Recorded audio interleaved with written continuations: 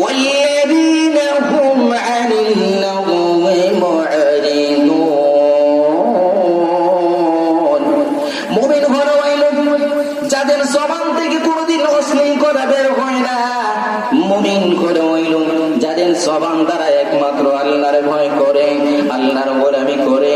আমার ভাইয়েরা, আল্লাহ রাব্বুল আলামিন জানায় দেন قد أفلح المؤمنون মুমিনগণ সফলকারী হয়ে গেছে। কিসের মাধ্যমে? সালাতের মাধ্যমে মুমিনগণ সফলকারী হয়ে গেছে।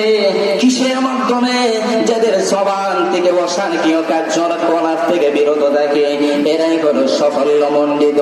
আজকে আমরা নিচের দিকে একবার দেখাই, নিজের দিকে যখন একবার তাকাবো আর চিন্তা করব, আল্লাহ যে বললেন قد أفلح المؤمنون মুমিনগণ সফলকামী হয়ে গেছে। আমি কি মুমিন হতে পেরেছি না এখনো মুমিন হতে পারি নাই? আমি যদি নিচের দিকে তাকাই তাহলে চিন্তা করব আর বুঝতে পারবো আমি এখনো মুমিন হতে পারি নাই। মানুষের সামনে গিয়ে মানুষ দেখানোর জন্য এমন ভাবে অভিনয় করি, এমন ভাবে নানা বিনয় মুসল্লি সারি। আল্লাহ সুবহানাহু ওয়া তাআলা জানায় দেন, দুর্গম হলো ওই সমস্ত সালাত আদায়কারীরা যারা নামাজের মধ্যে মানুষ দেখানোর জন্য ওইগুলো করে, মানুষ দেখানোর জন্য ওইগুলো করে।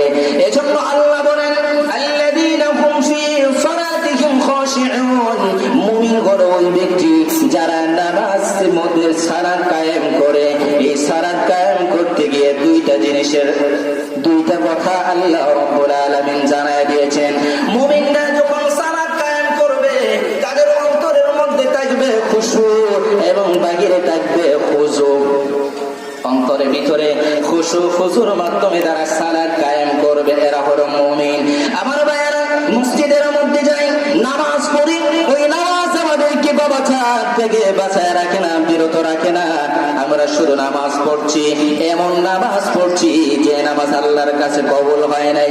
সাহাবায়ে কেরামরা বলেন আল্লাহ রাসূল সাল্লাল্লাহু আলাইহি ওয়াসাল্লাম ওইভাবে সাহাবায়ে কেরামদের সামনে যখন আলোচনা করেন, সাহাবায়ে কেরামরা বললেন ইয়া রাসূলুল্লাহ, ইয়া হাবিবাল্লাহ, আমার নবী, আমরা যে নামাজ পড়ি তাহলে কি আমাদের নামাজ হচ্ছে না?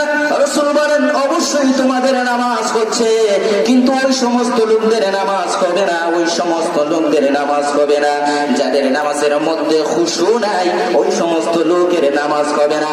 এবার আসুন খুশু কি?